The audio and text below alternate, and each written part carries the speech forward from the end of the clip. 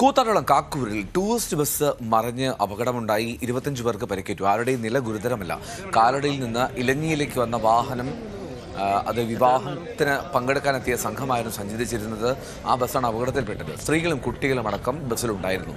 പരുക്കേറ്റവരെ കൂത്താട്ടോളത്തെ സ്വകാര്യ ആശുപത്രിയിൽ പ്രവേശിപ്പിച്ചു. ഒരു ഇരുചക്ര വാഹനക്കാരനെ രക്ഷിക്കാനുള്ള ശ്രമത്തിനിടെയാണ് ബസ് മറിഞ്ഞത്.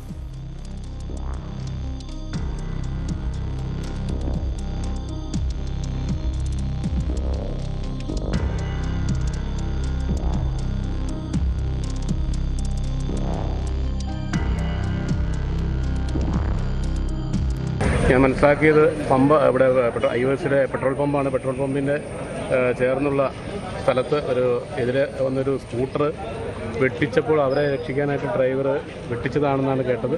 ഗുരുതരമായ പരിക്കുകളില്ല എന്നുള്ളതാണ്. ദേവമാതായിലുള്ള ആളുകളുടെയൊക്കെ ഒടിവ്, ചതവ് അങ്ങനെയുള്ള പരിക്കുകളേ ഉള്ളൂ. വലിയ ഗുരുതര പരിക്കില്ല. പക്ഷേ കുറച്ച് ആളുകളെ പിറവം സൈഡിലേക്ക് കൊണ്ടുപോയിട്ടുണ്ട്.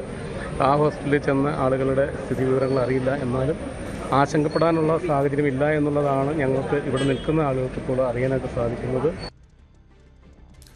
കാസർഗോഡ് മഞ്ചേശ്വരത്ത് അരിമല ഇല്യാസ് കനില മദ്രസ അങ്കണത്തിൽ കാറിലിരുന്ന് ലഹരി വസ്തുക്കൾ ഉപയോഗിക്കുന്നത് ചോദ്യം ചെയ്ത സഹോദരങ്ങൾക്ക് നേരെ ലഹരി സംഘത്തിന്റെ ആക്രമണം.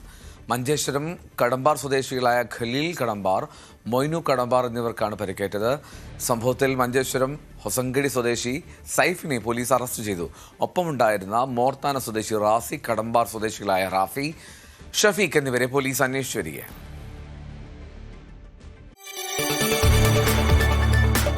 കൂടുതൽ വാർത്തകൾക്ക് news 18 Keralam YouTube channel subscribe ചെയ്യുക.